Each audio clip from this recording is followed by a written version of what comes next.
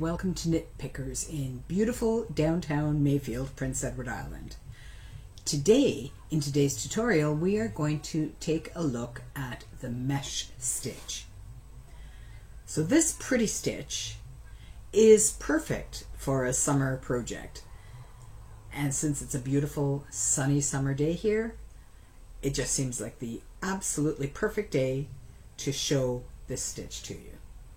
It's lovely, it's easy, it's a 4-row repeat, so it knits up very quickly. Doesn't take a lot of concentration, which is lovely for summer projects, don't you think? So let's get started, shall we? So here is a sample of the mesh stitch. You can see it would be a really pretty stitch to knit a summer weight top or a beach cover-up. Even something like a beach tote would be really pretty knit in the mesh stitch. It would also make a delightful cuff to a sweater. There's a lot of different applications that you could do. This particular swatch was knit using a 4.5mm needle, and I knit it in the French merino wool that we carry. Now for this particular sample, I went up a needle size, so I'm knitting this on a 5mm needle, the same type of wool, a French merino, but you can see that the eyelets are a little bit larger. To knit this sample, or to knit the mesh stitch, is super simple. So what you do, you cast on an even number of stitches. And your setup row, after you've cast on, you just knit all the way across. Unless, of course, you've knit using the long tail cast on method. When you cast on using the long tail cast on, you've not only cast on, you've also knit your first row. So if you've used the long tail cast on to start your project, you don't need to knit your setup row. Now, this is a simple 4-pattern repeat. Row 1, we start out, we're just going to knit that first stitch, and then we do a yarn over, which is just bringing the yarn around your right hand needle, and then we knit 2 stitches together. And that is the pattern repeat for this particular row. So it's a yarn over, and let me just show that really clearly. When you're doing a yarn over, I'm going from around the front of the needle back, and then I'm going to knit 2 together. And when I'm knitting 2 together, I'm going into both of these stitches from the knit position, wrapping my yarn around and bringing it on through. So you can imagine that this knits up quite quickly because you're just doing a yarn over and knit 2 together. So even though in this case I cast on, in my even number, I cast on 20 stitches, because I'm doing a yarn over and then knitting 2 stitches together, I'm really only knitting, I'm thinking maybe 12 times, because the first and the last stitch are knit stitches singles. So here's my knit 2 together, yarn over, knit 2 together, and so on all the way down to the end of the row. So that is your pattern on row 1. For row 2, so for any of your even rows, row 2, row 4, all you do is knit all the way across, including your yarn overs. So what you're going to see, I knit. Now here's my yarn over. You can see that that's not really a fully formed stitch. It is the yarn over. It's just wrapping that yarn around the needle. But I'm going to go into it as if it was a fully formed stitch. So I just insert my needle like I normally would, wrap it around, knit, take the next stitch, which is a fully formed stitch, knit that, knit the next yarn over, and that's all you do all the way to the end of the row.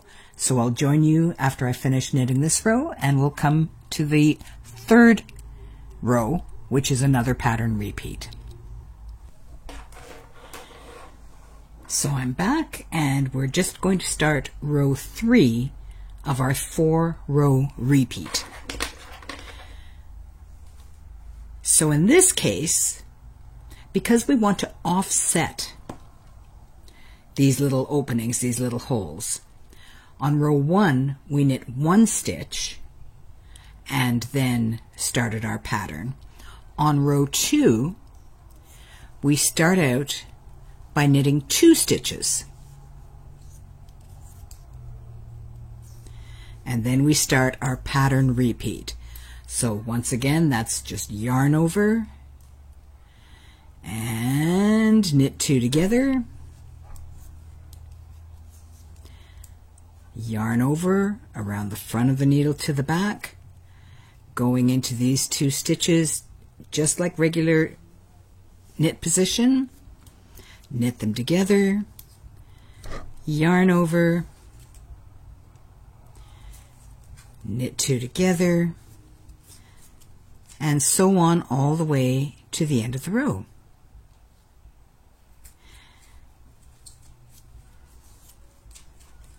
And what you'll find is you just get into this really nice rhythm of doing your knit 2 togethers and your yarn overs. It's a very simple pattern to remember. You do just want to keep track of what row you're on so that you don't knit your first row or your third row twice. So you don't want to knit row 1, row 2, row 3, row 4, row 3, row 4, because then you're not going to get that offset. Your eyelets are going to all line up in a vertical row. And that's not what you're looking for in a mesh stitch. So what I'm going to do is I'm going to get through to the end of this row. Row 4 is strictly straight knit across. You're knitting your yarn overs and your knit stitches just like we did on row 2. And for this pattern then, I'm going to actually put the 4-row repeat instructions in the show notes below. And when you reach the end of the project, all you need to do is you definitely want to end on either row 2 or row 4. So you want to have completed a knit stitch as your last row, and then you cast off as you normally would. And that is the mesh stitch, as simple as that. So this pretty little stitch, I love it in wool. Mind you, I love wool, period. But I think it really could be quite lovely in a hemp, a linen, even a cotton. But what I love about wool is that beautiful stretch that you get, that you don't necessarily get from some other natural fibers. And that is how you knit the mesh stitch. So just a little word of warning, word of advice, whatever you'd like to say. When you're doing this pattern, what you're going to find is you start with row 1 and you're doing knit 1, and then your pattern repeat is yarn over, knit 2 together, yarn over, knit 2 together. So when you're reaching the end of your row, you're going to do yarn over, knit 2 together, then you do not do another yarn over before you knit your final single stitch. So the row ends with yarn over, knit 2 together, knit 1 stitch. Then your second row is all knit straight across. Your third row is knit 2 stitches. Then you do your yarn over, knit 2 together. That's your pattern repeat. So all the way across the row, you're going yarn over, knit 2 together, yarn over, knit 2 together, and you'll continue on until you're reaching the end where you're going to go yarn over, knit 2 together, and then you knit the final 2 stitches. So don't do a yarn over before you do those final 2 stitches. And I'm going to write all of this out in the show notes below. But just make sure that you don't do a yarn over before you knit your final stitch on row 1 or you knit your final 2 stitches on row 2. Because if you do a yarn over, at that point, you're going to keep on adding 1 more stitch to each row. So what you're going to find is after a few rows, you've all of a sudden got 25 or 26 stitches, and you're not quite sure where all of those increases are coming from. And that's because you've put a yarn over before you did that last knit 1 stitch or knit 2 stitches. So just be cautious when you're knitting through that pattern. But aside from that, it's a very simple pattern to knit. Just keep that in mind. So I hope you enjoyed today's tutorial on how to knit the mesh stitch. And I have to give you a little apology. This weekend is the Cavendish Beach Music Festival, a 3-day weekend event full of country music performers, and it's only taking place about 5 kilometers from here, so depending on the direction of the wind, we certainly can hear it at the best of times. You might be hearing a little bit of background music, but background music never hurt a little bit of knitting, now did it?